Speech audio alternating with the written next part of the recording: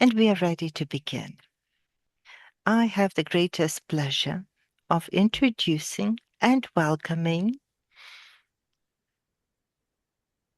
our esteemed teacher, our mentor, our dear friend,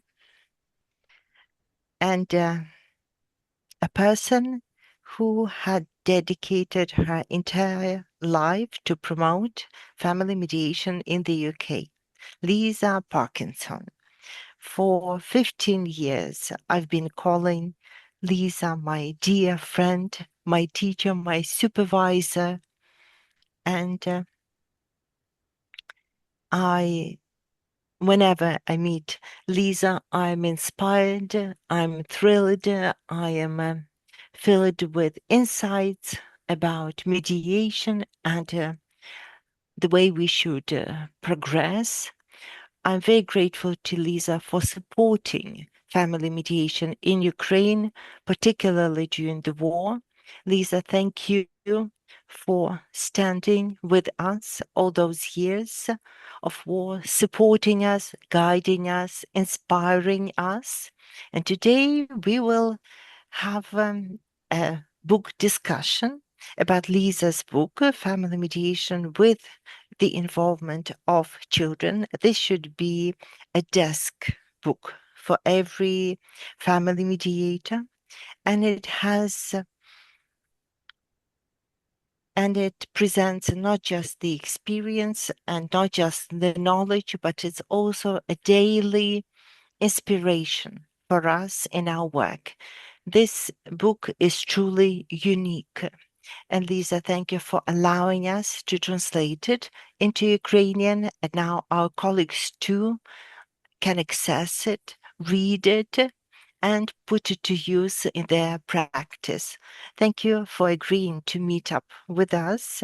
And today is an unusual meeting. We had trainings, webinars together, as well as supervisions. But today we've opted for a different format, and this is a literary club. And it is dedicated to the discussion of Lisa's book. And I'm sure my colleagues will have lots of questions and comments, ideas, questions about the book. So please join this interactive discussion. And also, we call it a literary lunch. And this is open and is ready to share any information that is relevant and important for us. And if you have any questions about Lisa's path to promoting family mediation in the UK, you can ask her about that. She has kindly agreed to discuss those questions as well. And also, we have Jill Goldson with us at this meeting, and this makes it a unique meeting because Jill Goldson, like Lisa, has been an advocate of family and child inclusive mediation. And this is Jill's book that she had published, and she promoted this type of mediation, but in the New Zealand. Jill, thank you for your interest in this meeting. Thank you for your interest in our team. And we'll be very happy if you could join the discussion and share this meeting with us. So this is a meeting bringing all of us together across the countries in one space on one topic. So Lisa, passing the floor to you. Well, thank you. Can I show you? Wait a minute on the screen. Can I show you that can you see that I'm wearing your badge? I'm wearing your badge. Can you see? And I'm wearing the colours of Ukraine. I am very happy to join you. I'm very grateful for the opportunity. It's lovely to see you all. And as you know, I have enormous admiration for your hard work, your courage, your persistence, and the way you keep going, mediating and helping families and children, despite all the stress that you're under and the problems in Ukraine. Enormous admiration, and I'm proud to be with you and to have so many friends among you. So I think I'll leave it for all of you to ask whatever you want, and I'll do my best to answer.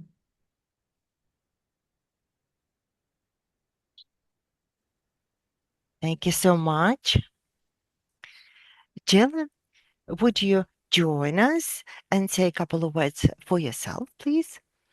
Yes, well, first of all, I just want to say thank you very much for including me in this Zoom today.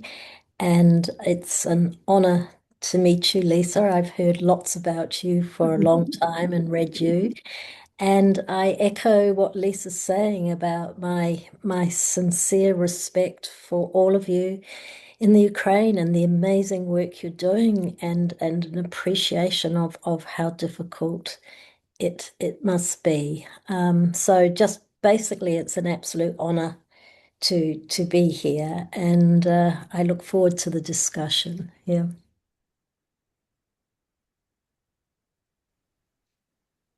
Thank you so much, Jill. So, who would like to be the first to ask the question or to share? Please raise your hand. We have an hour and a half allocated to the meeting, and you're welcome to be proactive. Anna, you have your hand raised. Please go ahead. Thank you.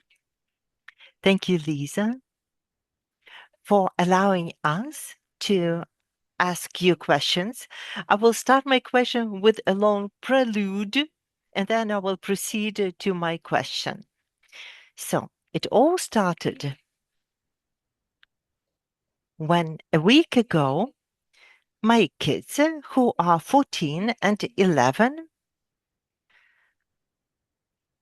met Michael Lang, who was visiting Berlin, and they were so inspired by the meeting, especially Sonia, who is 14. She kept asking me all kinds of questions days afterwards. And we started talking and saying that there are people who are giants like Lisa, Gary Friedman, Michael Lang. So these are the people who were there before mediation existed. They said, how come they were there before mediation existed? Or just imagine something never existed in the world. And then people or giants came and said, let's do this. They all did it in their countries, in their times. But if those people never decided to introduce mediation, mediation would have never existed. And my son is a history freak. And he said, when were they born? Because he likes to match the dates of birth, events. So I gave him a rough estimate. And then he said something I found very interesting. Mom, all of them were born during World War II. And I think this was very meaningful for him because he is a child of war. He was born before the war, but his cousin was born during the war. So he said, these people were born during World War II. So I wanted to ask you two questions. Question number one.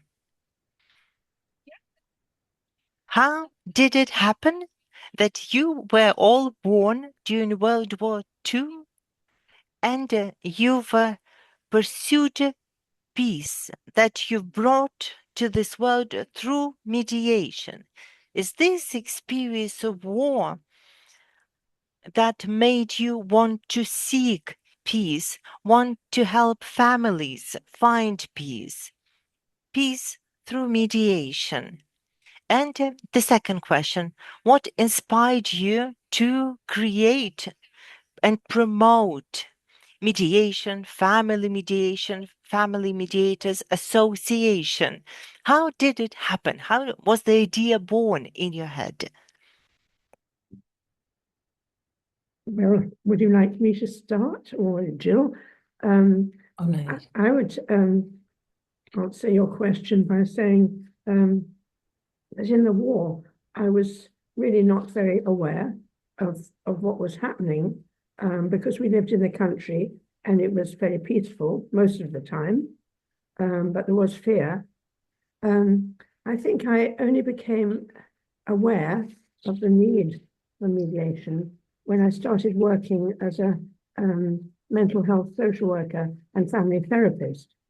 And then I discovered, and I was horrified, how lawyers were encouraging parents to fight, to make war between parents over their children. And I met with families where the children were very badly affected by this conflict. And then the children were referred to child psychiatrists or psychologists, and the children were called what was then this awful term, maladjusted. And I was horrified that a child could be found maladjusted and sent to a special school when actually it was the legal system that was maladjusted. I was not the only one, but there were two lawyers in Bristol where I live who had the same will to change the legal system, because it was the legal system that needed to change so that lawyers didn't encourage parents to go to court and fight over their children. So that was the driving force. And then I found other colleagues who were interested as well. And because I had a background in family therapy, it seemed natural to involve children directly, whereas other mediators thought it was wrong and thought children should be protected and kept out of it. And so I was one of very few in the 1980s who wanted to involve children. And it went from there. So Jill, please add how you started. Well, it's very interesting, Lisa, because I have a similar background as a family therapist and as a social worker, actually. Um, in a nutshell, I started doing what in my country, New Zealand, they call family court counselling, where we worked with parents, helping them to try and reach agreements. So it was quite far-sighted to try and keep them out of court. But I think for me, my starting gun was the day that I sent an invoice to our Ministry of Justice, which said on it, look, I have met with Smith children in order to support the parents in coming out with a good agreement. And the government department wrote back to me and said, we can't possibly pay this invoice because we don't accept that children can possibly be involved in these discussions. So I think every cell in my family therapist's brain lit up at that point. And that was almost like a starting gun for what actually has been 23 years of really lobbying and arguing with a system in my country who was massively resistant to the involvement of children. And the more they resisted, the more I pushed. And I did some original research, which absolutely was unequivocal that not just children, but parents benefited, that the whole family benefited from understanding what was happening and being moved away from the legal processes, which, as Lisa rightly says, become yet another adversary in a crisis for a family. So, in a nutshell, that was very similar to my journey. And finally, the law has been changed in New Zealand. So now that any families that go into mediation, it's mandatory that there is an attempt to get the parents to agree to involve the children. So we're getting there, but it's been a very, very long journey, actually. Well, congratulations, Jill, on your Oh, spelling. thank One you. advantage you had was that mediation was funded by the state. We had no funding, so we had to work without funding, and that was another struggle to try to get state support so that parents on low income could come to mediation. So there was a double struggle for funding to make it affordable and possible, and to involve children. And just on that, because I think it's a really important topic, when I talk about family court counselling, that was for parents. Then the government abolished it completely and started mediation, which actually wasn't funded. Uh-huh. And so now, about 6 months ago, it's finally fully funded. But Uh-huh. it's been an incredible battle. Um, Yeah, I do understand. yeah, I'm Well, sure you do. I Yeah, do. Whereas I think in Australia, it was funded from the start. So Australia was very different, and they had the very, great advantage. Yeah, very different. but they Yes, use a different system from ours. Anyway, yes, yes, yes. Colleagues, Lisa and Jill, I'm listening to what you're telling us, and I'm thinking that it took 40 years or 20 years for the governments to finally hear you, and how persistent and how resilient you had to be. And you advocated the value of mediation, and you rallied support of your colleagues, of your students, and make the government hear and support you. Lisa, I remember when we had talked about how you could support us in our development, and we started our practice despite the expected development. When I started practicing family mediation, there was no such thing as family mediation. We only got training as business mediators, and the only place where I was accepted to start family mediation were the social services.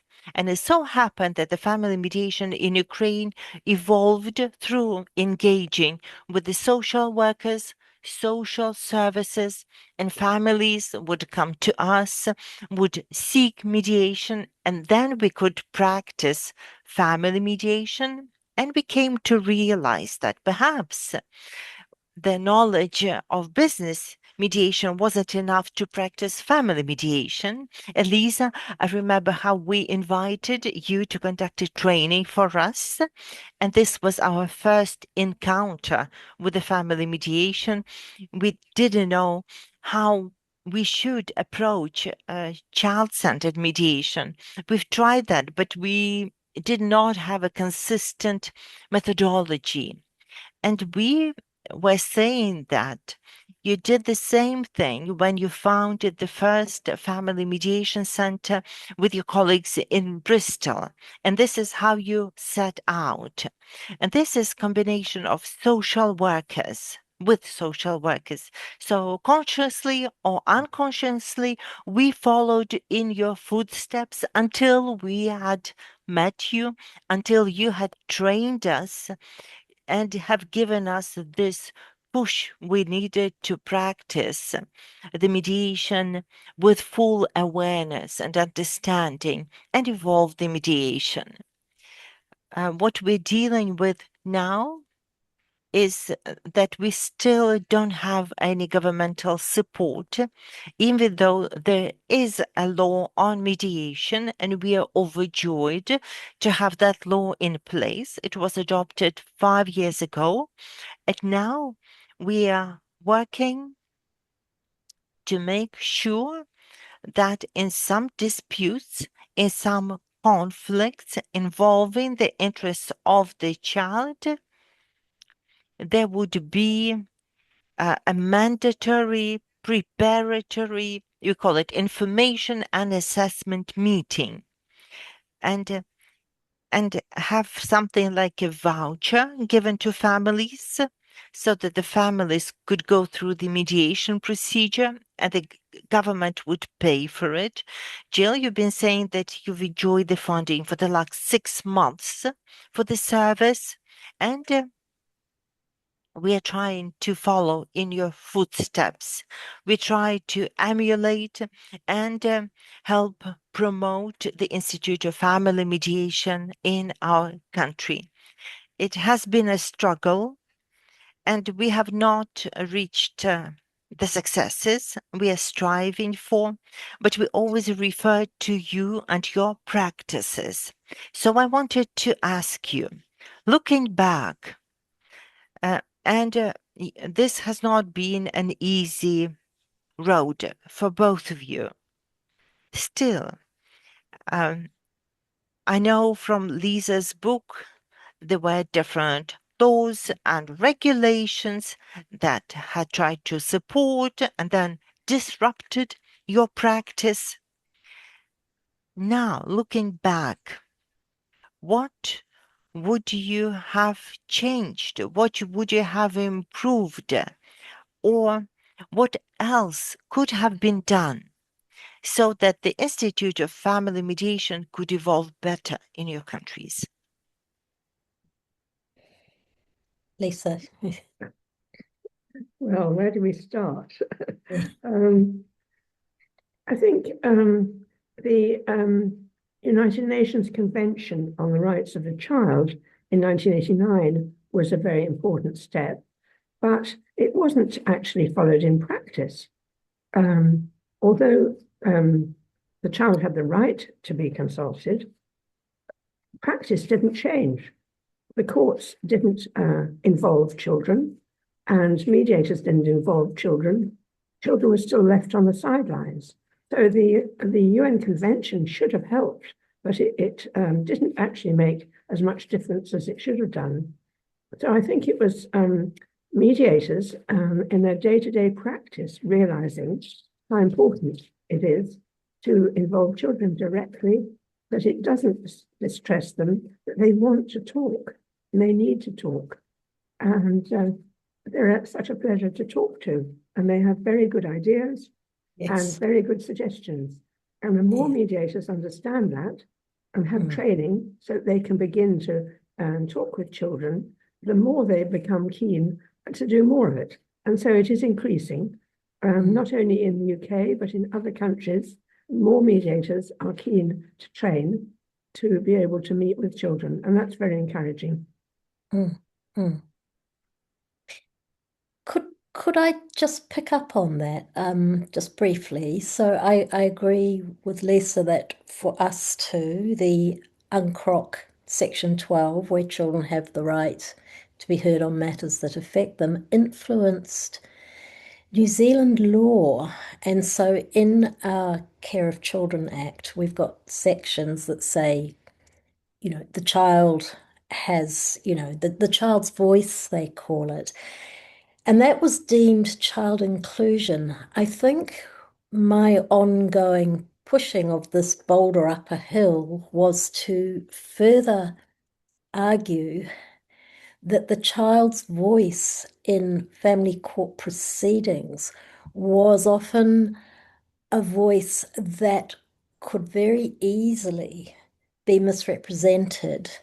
And I became very, very interested, and still am, in the difference between what our law statutes call the voice of the child, but what I look at more as child participation rather than the voice of the child. And as I'm sure you are too, Lisa, I'm extremely interested in the child's lived experience and the way that the flavor of that can be conveyed to the people who love that child most in the world, who are the parents, who are often unwittingly disturbing that child very much. So the two processes, the hearing of the voice of a child in adversarial proceedings versus a very professional but nonetheless quite different context where the child's lived experience is amplified, is a difference that, hand on my heart, I'm still struggling to convince quite a lot of lawyers about. And that's a whole other story, which I won't go into. But um, yeah, so I feel in my country there's still a lot of learning and understanding of something that's essentially quite simple, because I think the most important things are simple, but has quite complex roots in terms of the implications for, frankly, for public health with children and family well-being in New Zealand.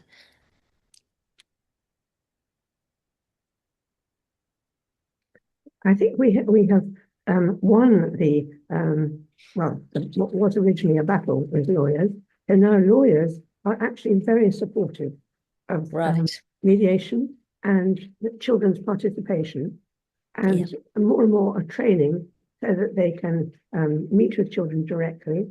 And so we have a lot of support from the legal profession and from senior judges, which has made Yes. a great difference. Yes. Yes. And I've been watching that since I've been in the UK, Lisa. I've been reading about these confirmations of that being a good direction, and I wish we could get on board with that a little bit more.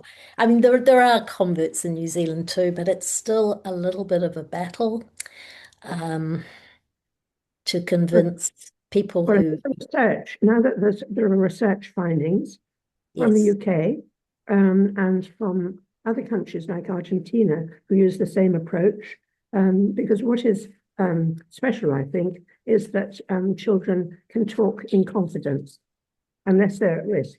And that we found makes all the difference, that they can talk freely yes, and offload their worries and their concerns, put forward ideas, and not yes, worry about getting into trouble or being misreported to the court, which yes, happens. yes, They can talk to the mediator and then decide what message they would like the mediator to share with their parents. And yes, this approach, we find, works really well because it yes, respects children, it yes, gives them support and recognition, and they make such good suggestions and explain to parents yes, things that their parents have not understood. yes. And I love the way you describe the children, Lisa. I see them as heroic little foot soldiers, Yes, actually, yes, with huge wisdom on their little yes. shoulders. Yeah, Absolutely, yeah, absolutely. A lot yeah. more wisdom than many parents. Yes, yes,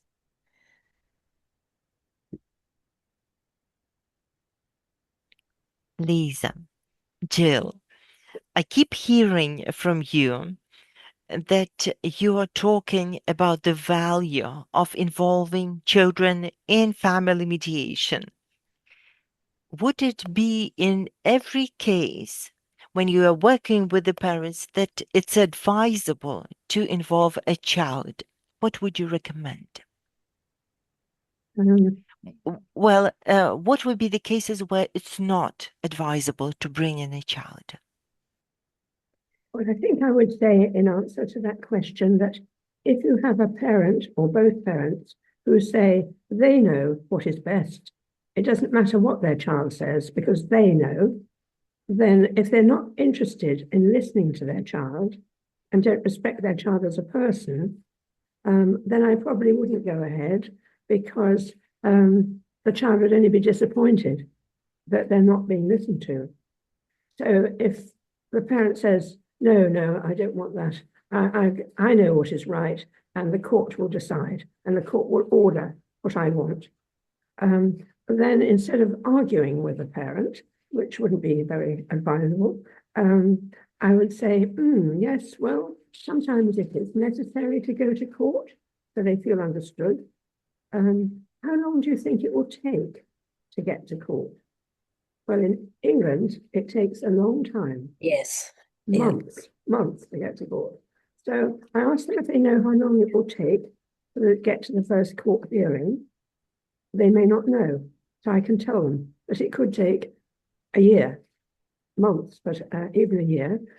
So I say in that time, things may not change very much.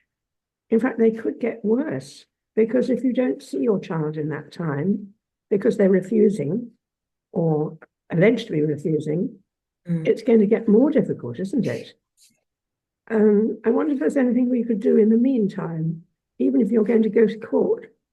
And so I try and talk them and tell them what children say about wanting to talk, and see if parents can come round to saying, well, it may not make any difference, but agreeing to children's participation. So I think it's about getting parents on board, because with us it's necessary, it's voluntary, and the parents need to be willing and the child needs to be willing. So it's getting them all on board for the process. This is the first step. I completely agree with that. I suppose the areas that I wouldn't want to involve children are the obvious ones. If there's, severe abuse or mental illness and Yes, so on with fine. parents, which I'm sure is the same with you, Yes.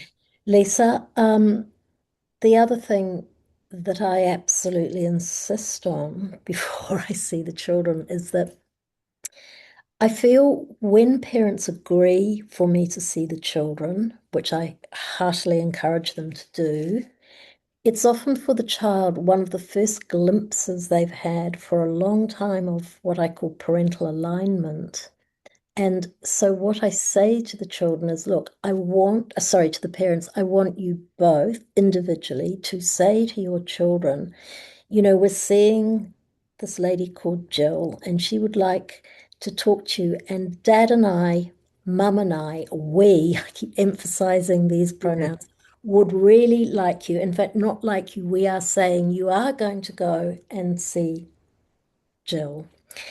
And it's very interesting that in retrospect, after I've seen the children, hopefully we've had quite a good result in terms of the parents reaching agreement. I often say to the parents, how did Johnny respond when you said, we want you to go and see Jill, albeit separate messages? And to a person, the response has been, it was really strange. He didn't or she didn't say much, but she seemed a lot lighter after that conversation. And then I always say, was he, she all right after we met?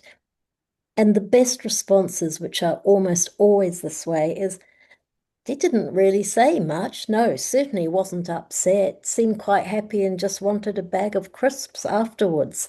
So my belief is that children already start to feel better when they see a parental agreement about them, remembering that most of the cases I see is where there is parental disagreement about them.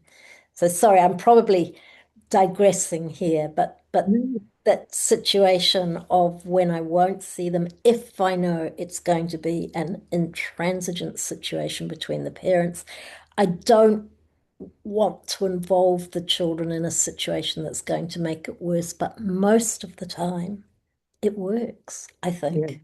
Mm. I agree. And one of the reasons that parents give for not wanting their children to participate is that the other parent will tell the children what to say. Oh, yes. Yeah, that's often raised as an objection. And so I explain that if they're willing for their children to participate, I will ask them to sign a letter giving their consent and undertaking not to tell the child what to say and not to question the child afterwards and criticize them and say, why did you say that? And why didn't you say this? Because that's very worrying for children. So I ask parents to sign a letter of consent in which they give these promises not to tell children what to say and not to question them or blame them afterwards. And then I tell children that their parents have signed this letter and promised not to tell them what to say. And usually parents have kept their promise. But I did have one young boy who said, so my father signed that letter, did he? Interesting. Yes. So Very. it was clear. But I said to him, well, You tell him, you've seen the letter that he signed saying that he wouldn't ask you questions about or tell you what to say. You tell him. And so it strengthens children if they know that parents have given these promises and that they've kept them. Indeed, indeed. And I think the other way that I try and manage that one is that I'm very I'm very wary actually of asking children what they want. Yeah, I focus on how they're feeling, how they're doing. yeah, And when I can get that sense of lived experience, I've worked out a way of translating that back to parents without necessarily saying, Johnny said this. I will say something like, when we talked about the favorite foods he has at each house, he became quite upset when he was talking about the spaghetti bolognese. Now, that will often mean something to parents that we can then talk about more. And I can then say, often children's loyalty finds itself in quite unusual explanations about feelings. But I think we can look at this from a developmental point of view. Your little boy is not doing very well with conflict at all. He's not suited to conflict. And he's so upset about upsetting you about the spaghetti bolognese, but I think it's more than the spaghetti bolognese, if you see what I'm trying to say, yeah, because I agree, Lisa. I think these children are so often very vulnerable to getting caught in a loyalty bind about what can I say? Mum told me to say this, Dad told me to say that, as you know. And that's my worry about what happens in court in my country, that the yeah, children's views are given to the judge.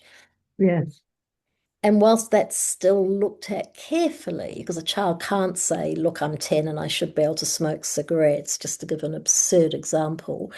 Obviously, that's not going to be taken seriously. But the child who says, you know what, I really don't want to live with my mum except for one night a week, if that's reported and taken seriously without investigating where that's coming from, then I worry that the children's position is being misconstrued and possibly being coached by mm, a parent. Yeah. exactly, Mm, exactly, mm, exactly.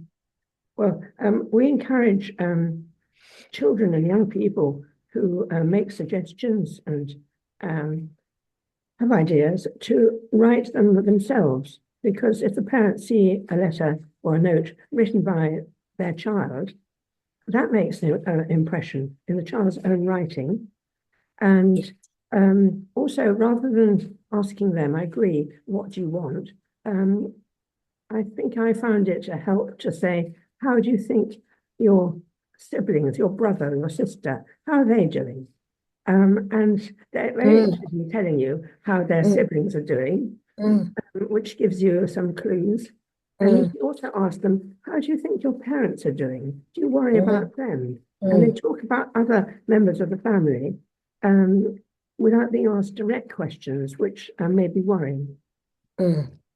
Yes. Yes.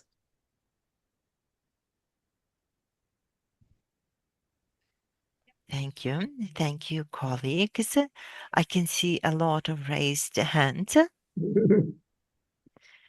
I'm very happy to see Faila, who is the president of the Lithuanian Association of Mediators. So we have one more country, Lithuania, represented at our meeting. Faila, over to you for your question. Um, yes, hello. I'm very happy to be here, Lisa, Tatiana, Anna, and all my friends and my colleagues from Ukraine. And I have one comment and I have one question for Lisa and for Jill.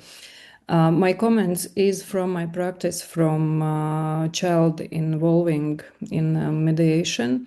And now at this moment, how I listening your practice, and I remember one case when I have conversation with one guy who was 10 years old, and he doesn't want to meet his mother.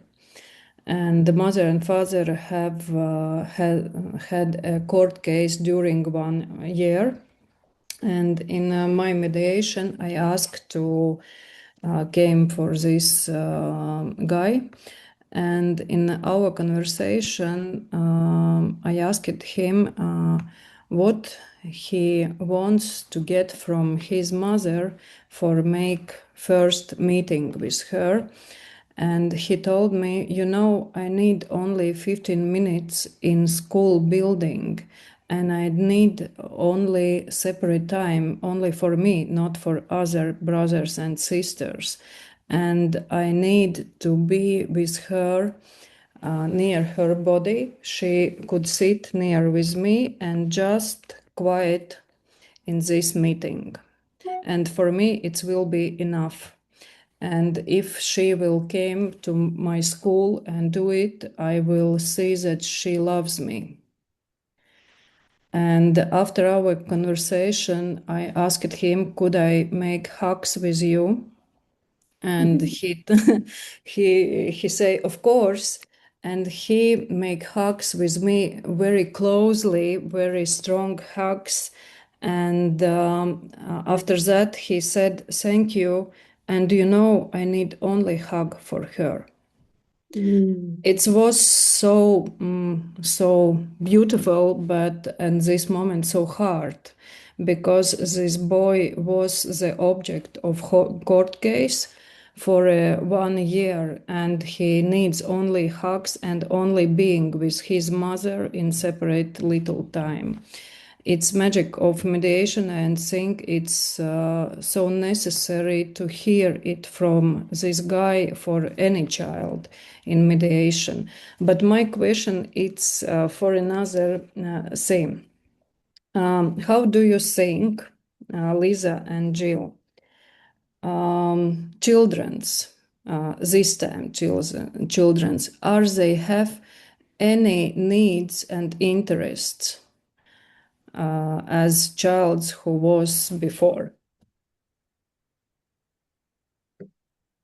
Sorry, I don't think I quite understand, but perhaps Jill, you understand the question. No, just I that think this moment interest and needs for child is different that needs and interest of child's no, for example 10 years ago.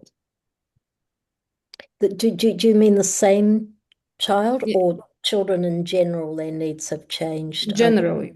In general. Yes, it's interesting.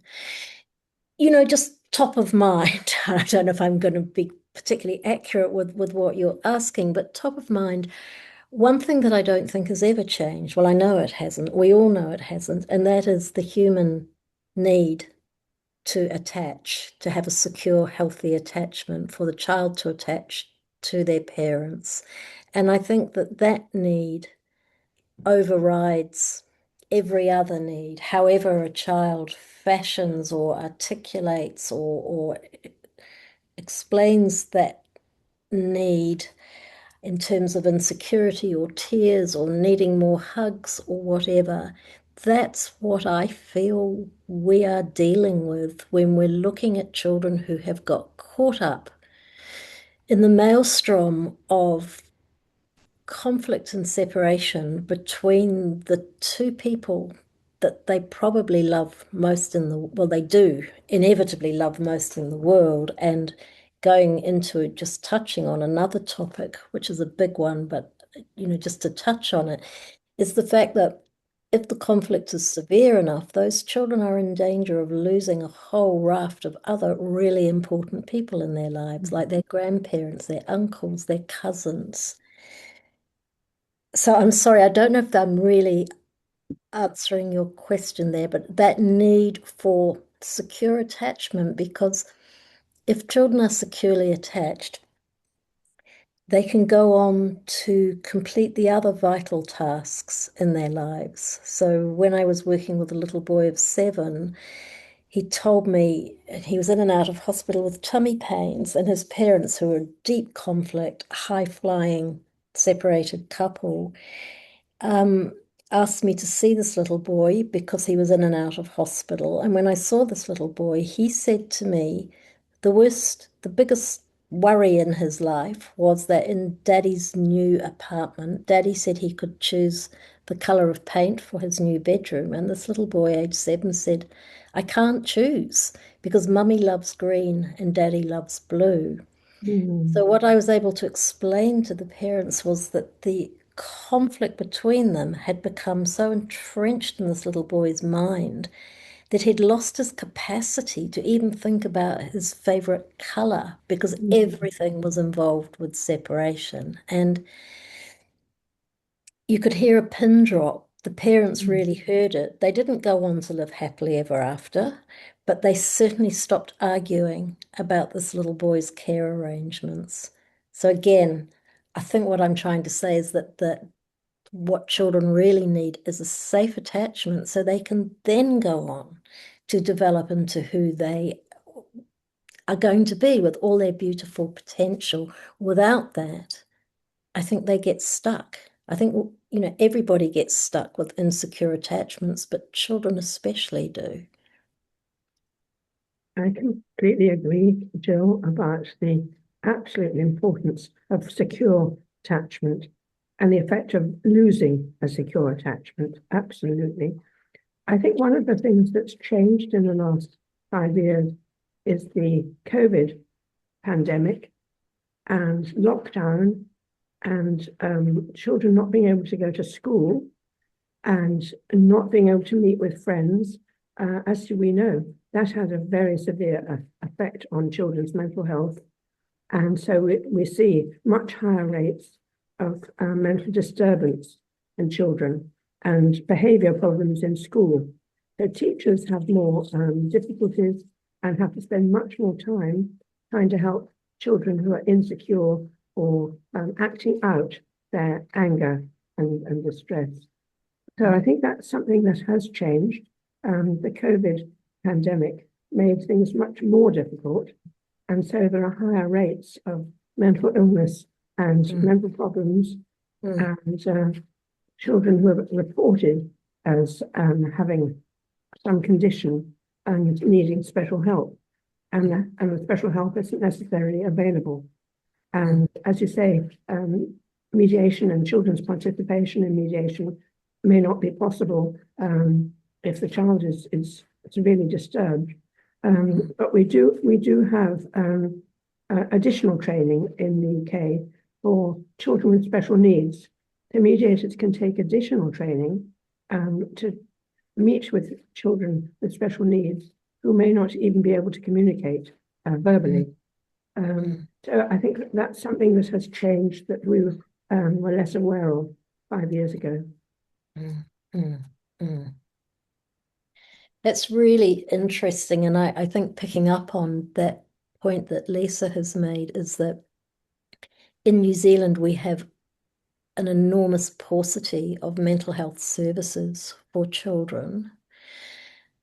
But I stick my neck out and often say to parents who ask me, will I see their child for therapy? And I say, look, it's disingenuous to see a child for therapy when that child's problems are basically rooted in the conflict between their parents. Let's sort that out first. Yes. And get you on side, and then let's have a look at what's happening for the child. Yes. I can't see a child and talk through strategies for managing anxiety. I mean, I can, but it's not right to do that without reference to where that anxiety is coming from. And there's a danger of pathologizing that child, which is certainly not first do no harm. Exactly. Suggesting the child has a problem when it's really the parents that have the problem. Yeah. And of course, the fact that the child has a problem, as you know, Lisa, then becomes another point of contention between the parents. No wonder he has a problem. You're such a rotten parent, or you've blocked him from going to therapy. Why didn't you take him to the therapist I suggested a year ago? Yeah. It just goes on. Yeah.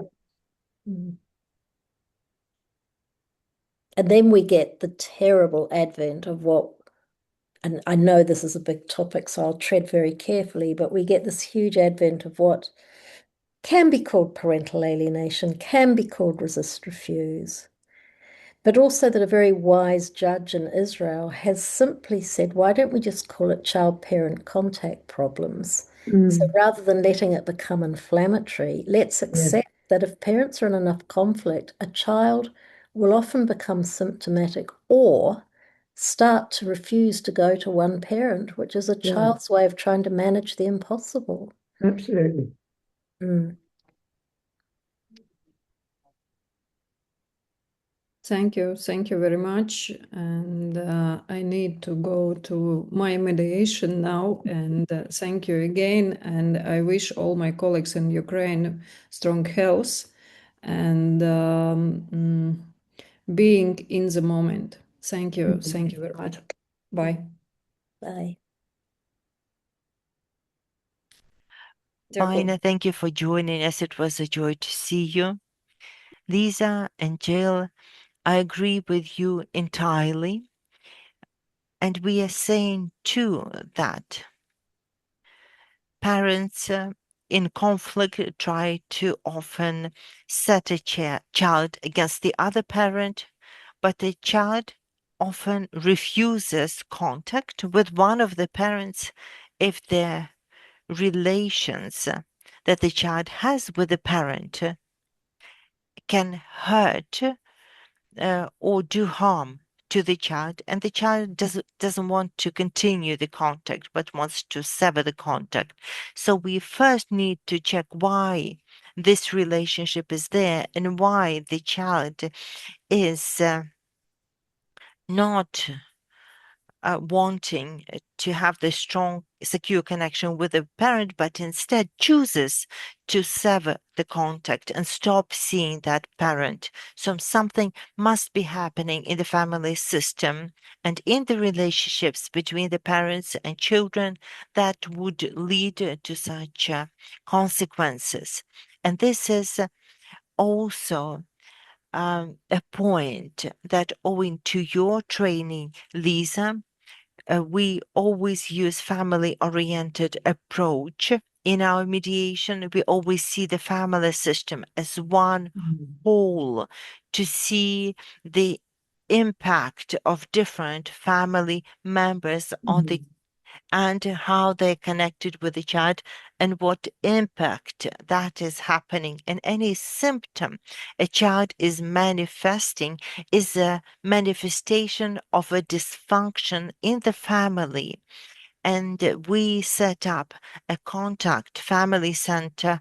Dotyk or touch was just that, to bring the professionals together who have different specialties, but are also mediators, so that we could bring them together in a mediation space where we could engage with the family as a whole, and we could provide multidisciplinary support.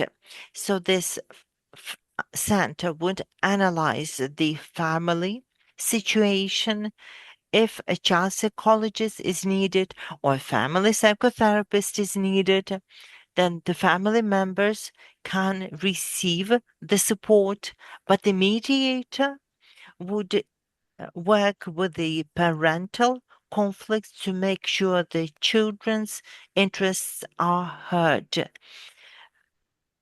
And this multidisciplinary combination of experts around the family and not tearing the family apart as it happens in court. And we can bring in lawyers to give legal advice.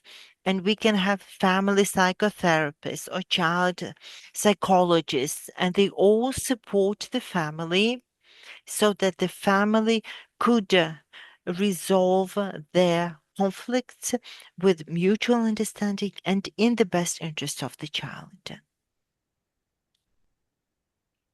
And we have more hands from our colleagues. So passing the floor to Oksana. You're welcome.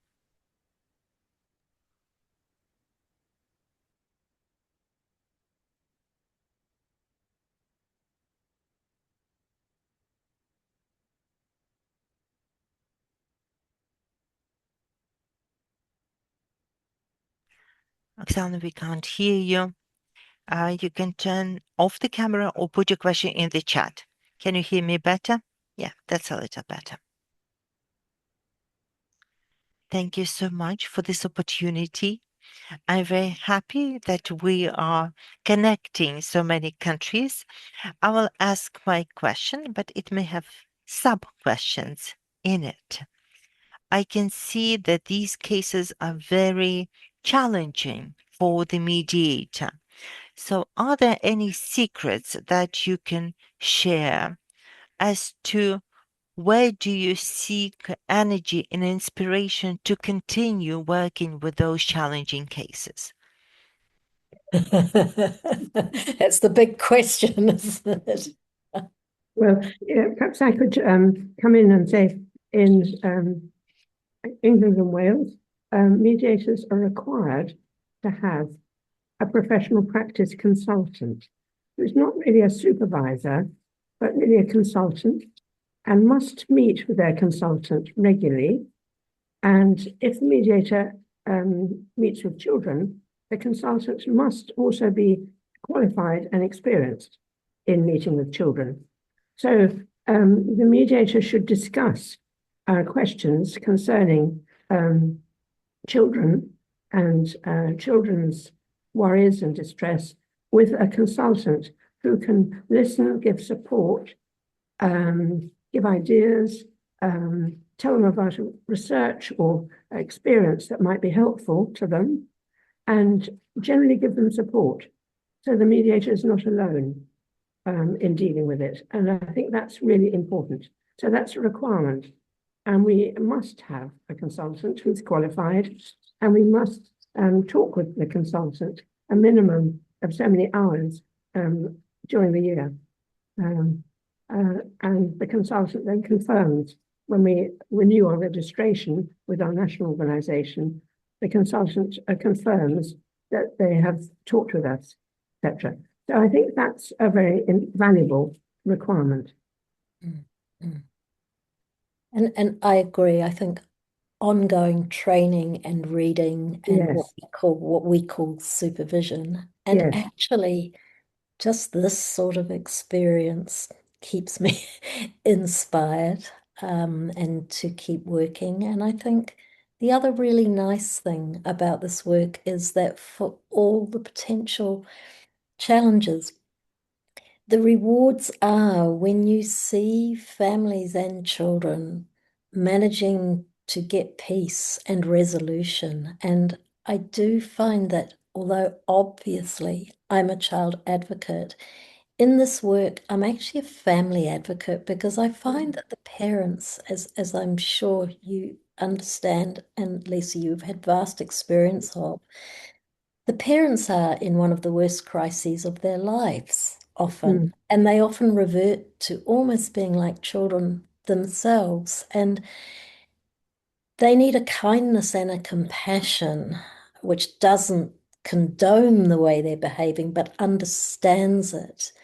And once you've got almost, I could almost say, once the parent has attached to this work, even though it's transient, often they really, really want to drop the conflict and the struggle, which takes up so much psychic energy, get on with their lives and be acknowledged and respected as parents who are doing their best with what they've got at a difficult time. And I think when that happens, the rewards for the worker are very, very real. And it Yes. sort of inspires you for another go with the next case, right? Yeah. I think that's true. And if you ask parents who are fighting, so how do you think things will be in 2 years' time or 5 years' time? One of them is likely to say, I couldn't face carrying on like this for another 5 years. No. Or if you ask them, how do you think your child will describe their experience? Yes. In 5 years. That's Yes. very powerful too. Yes, it is, Lisa. And also very sobering. And I'm careful the way I use research to parents, so I don't sermonize and I don't hector people, but I do say, the chances of your child growing up and repeating this pattern is very, very high.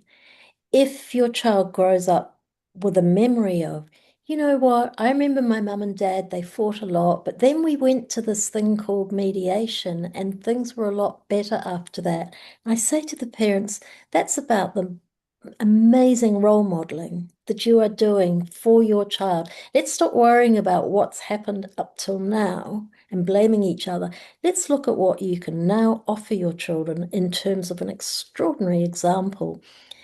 So, yeah, I think there are ways to keep yourself inspired and interested in them too. Yeah. Yeah.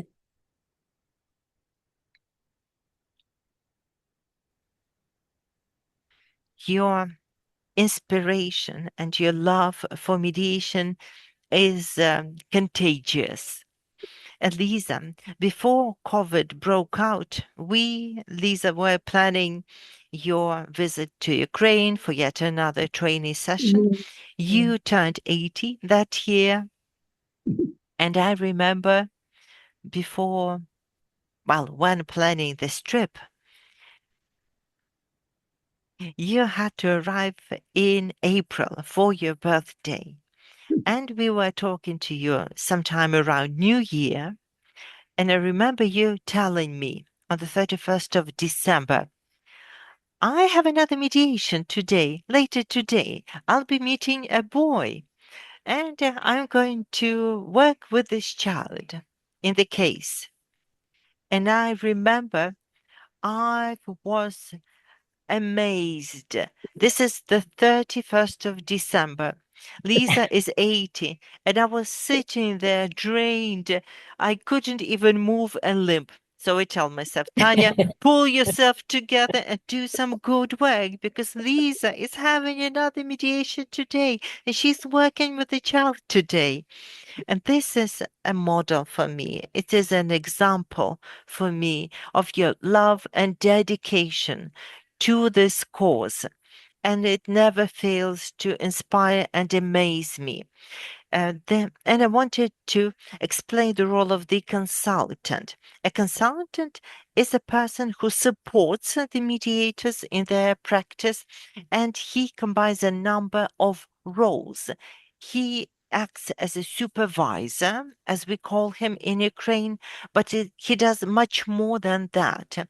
And it's not just about giving supervisions. He acts as a mentor and a coach, and just as a more experienced professional who can guide and suggest and indicate some learning opportunities and try to find answers to the difficult questions in difficult case.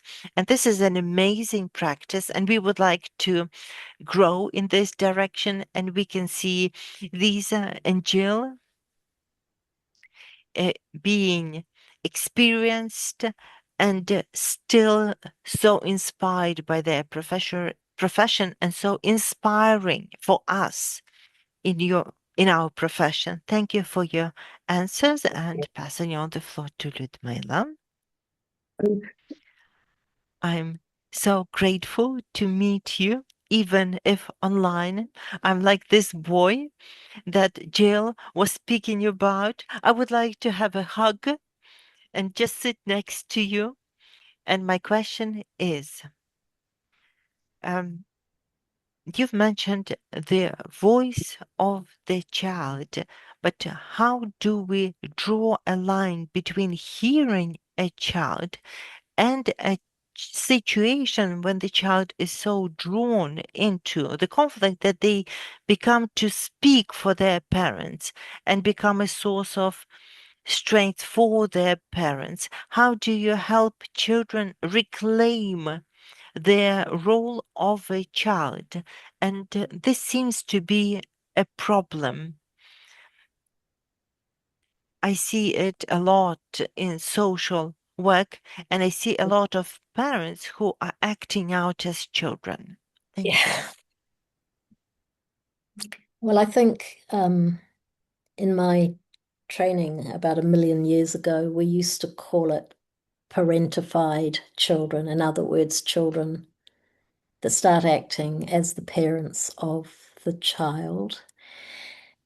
And I always go back to the thing that I think if you can find the right way to explain to parents what you see is happening and what your concerns are, most of the time, parents do want to get it right for the child or the children they love so much. And I think if the parents can start to understand it, then they are more able to modify their behavior for the child who, as you rightly say, may be struggling to claim themselves. We're never going to get it right all the time. There are some situations, I mean, in my country, mediation is it's a phasic thing. It doesn't go on and on and on. So it's not a long-term therapy. And sometimes the things that I see in these mediations really do deserve and need some further ongoing therapeutic support. And because we have, as I said before, a paucity of that in New Zealand, that can be difficult. And I think perhaps one of the challenges for mediators is how to draw the line. I mean, we can't manage to work with every situation we come across which needs ongoing work because we're human. And if you have a structure as we do in New Zealand, which, we're in financial doldrums there, we really don't have the mental health resources that we need to take on these families. And so I'm probably sort of making up questions and answering them as I go along, but you can resolve some things and hope that the parents can drop their defenses enough to hear you and can embark on different types of behavior towards their children, different types of parenting behavior and co-parenting behavior. But we can't win them all without the resources there. Otherwise, we just get completely burnt out. Well, we can't do it, basically. And that's why I think I describe it as a public health issue. If we can get some of these dynamics right before it goes on much longer, then the chances are that the problems won't go on and continue to compound. But if we don't get this intervention right, or if this intervention is fought on by social policy in the country that I live in, then, we do have a public health issue. We do have a responsibility to do the work we can and to frame that work in a way that if these families go on to further therapy, at least there's been some ability to define what you have seen is going on, if that makes sense. Yeah. No, I agree. We can't do it all, but I think we can ask parents and children the question, can you suggest one small thing that would help? And often they do suggest one small thing that is possible and that actually makes a lot of difference, especially if it's accepted and put into practice. It may be a small thing. I can think of children who said, well, I'd like to stay overnight on Thursday, but not Wednesday. I've given this example before because I have maths first thing on Thursday morning and I'm top in maths. I don't want to be late for my maths class. So if I stay Friday night, Thursday night or Friday night, I won't be late for my maths class. And the parents have been arguing and blaming each other that the mother was stopping him from staying overnight, etc. And when they had this suggestion just to change the night, it all worked. It all worked. So asking if there's one small thing you can suggest, even when the problems are very great, they often come up with a small thing that would make a difference. And Lisa, don't you find that if the parents agree to that small thing, the reward is huge for both the parents and the child? Absolutely, it is. The fact that they accept and agree, even one small thing, can pave the way to bigger steps. Are there more questions, Tanya, that we should be addressing?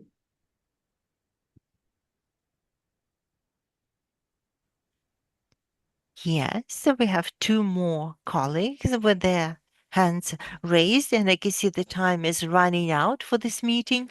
So we'll let Oksana pose her question.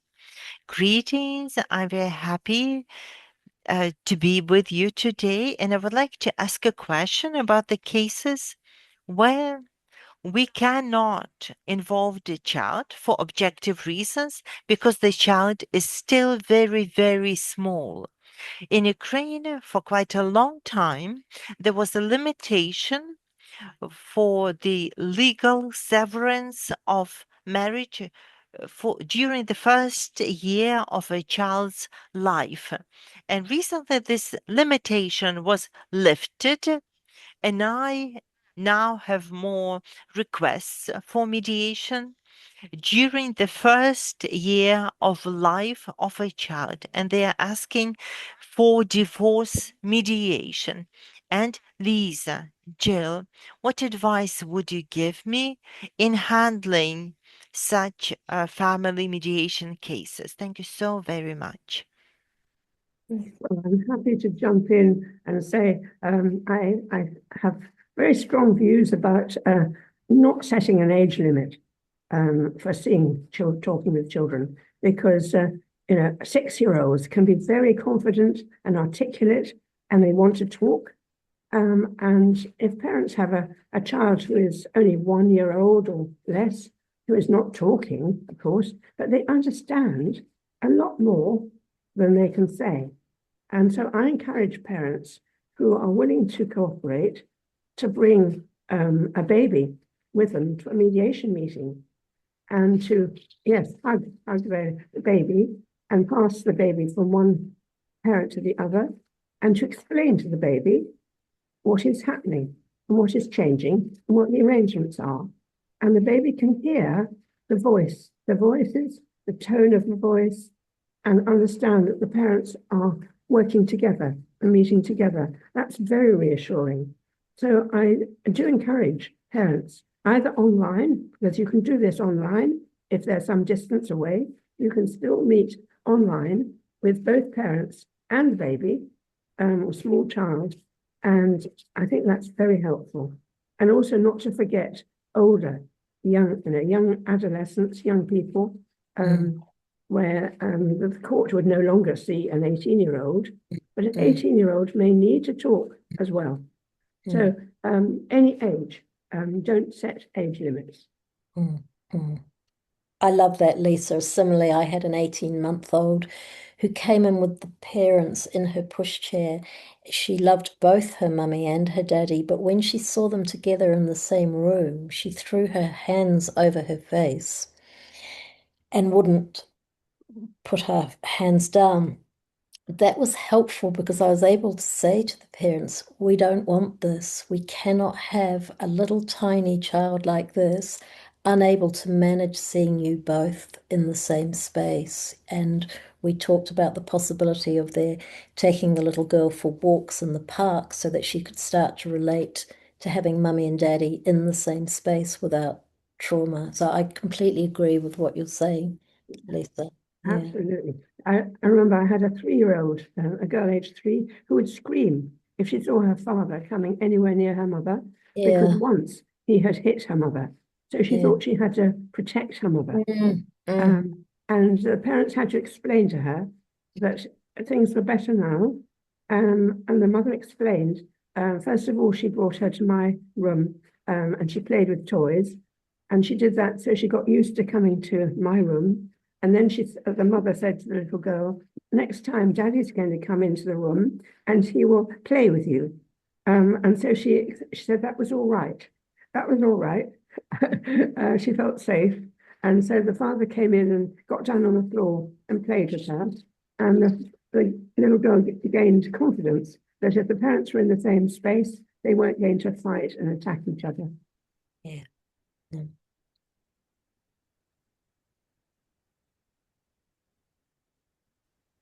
Thank you so much for this. And Svetlana, over to you. for your question.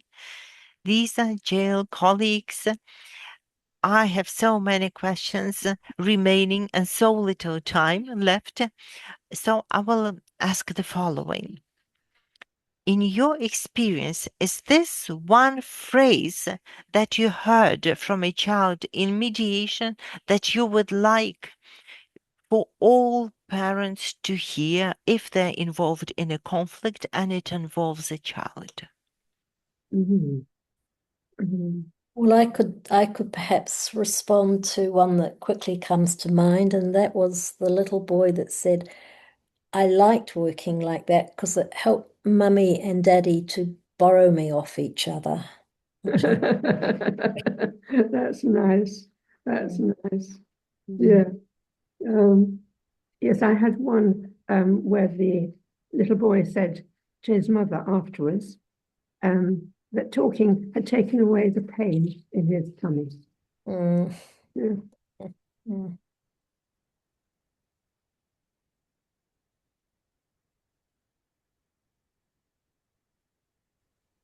Thank you for that. We have just 5 minutes remaining.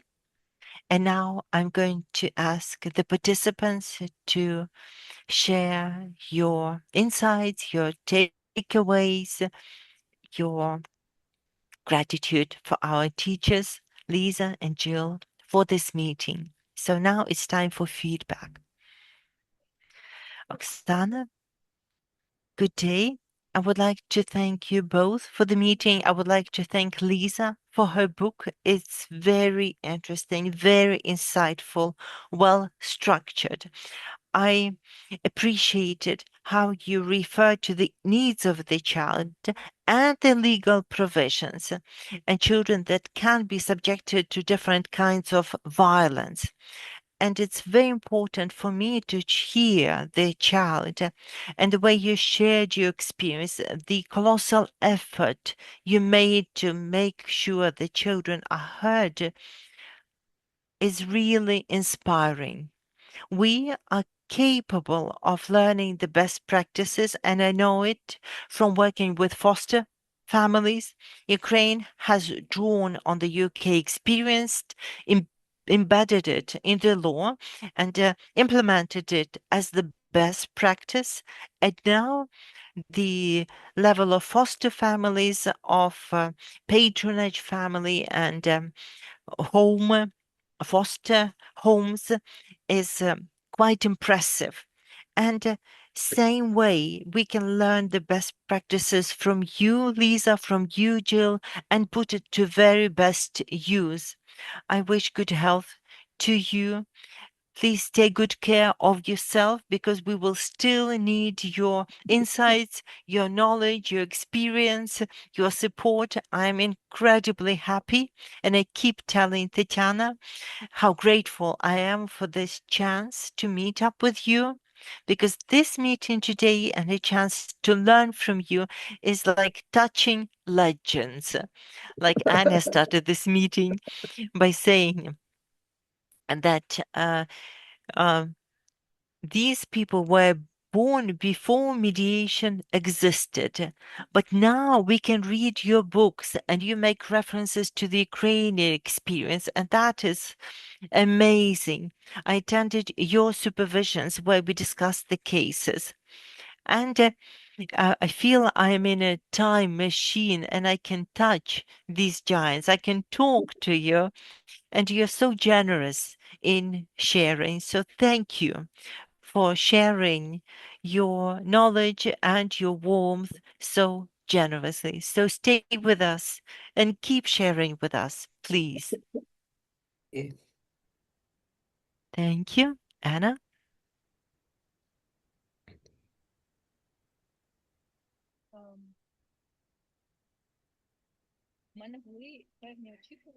I had certain expectations for this meeting. I had my ideas or some vision.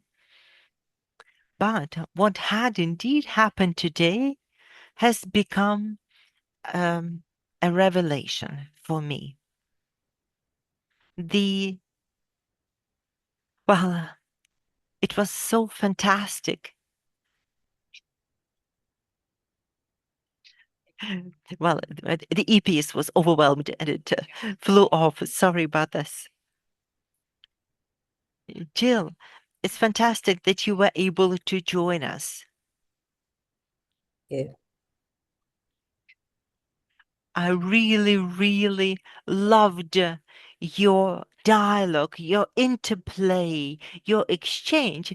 Lisa said that you have never met in person, but it appeared that you've been working together for years on end, and just conversation flowed and wove into a tapestry, and it was amazing, and it was about mediation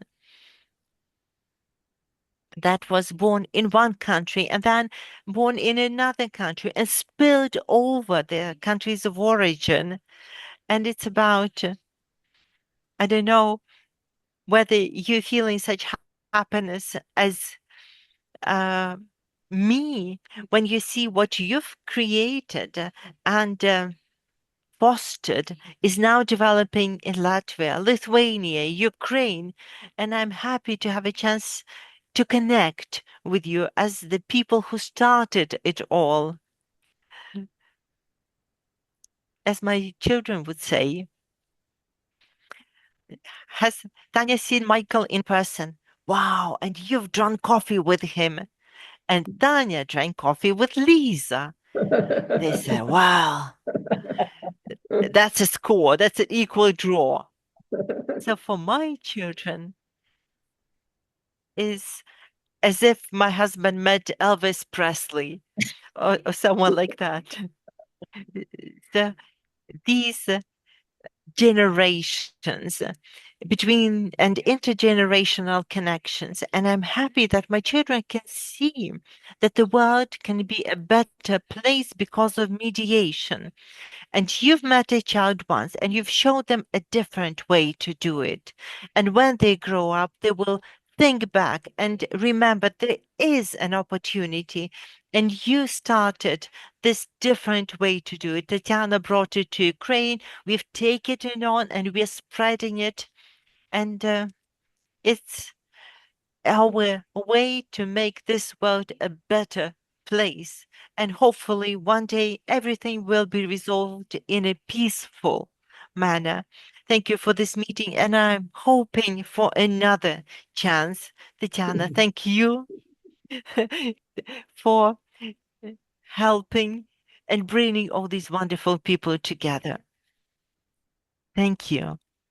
Yeah. I am so happy that Ukraine has brought together the UK, New Zealand. So all of us were present here together, and I'm overjoyed and I'm incredibly grateful to you, Lisa, for your love and support. I'm grateful to you, Jill, for joining us, for sharing your experience with all of us. And I hope that we can still meet up together and learn more about each other. Jill, we would like to learn from your model. I know you have Goldson model. We are very excited to learn more about it. Thank you, colleagues. Lisa, Jill, everyone. Would you like to say some parting words? Well, I would just like to thank you very, very much for the experience. It's been lovely to have such a lovely, responsive discussion with you all. And again, just delighted to actually meet with you, Lisa. And thank you, Tatiana, for your energy in pulling things together. Really appreciate it. I would say the same. I'm very grateful for the opportunity. It's been lovely to talk with Jill to meet across the world, to share experience, and we're obviously just talking with the same voice. Actually, we're just seeing things the same way, as though we had been working together for years. Yes, And, yes, yeah. And lovely to meet with you all. Some of you I know personally, some of you have met. Tanya and her daughters are coming to lunch on Sunday. So it's lovely to have this contact, and thank you very much, Tanya, for organising it. Thank you, Lisa. To meet you on Sunday. So drink your coffee with you very, very soon, and we'll have real lunch then. Thank you all. A very good day. Lena, thank you for interpretation.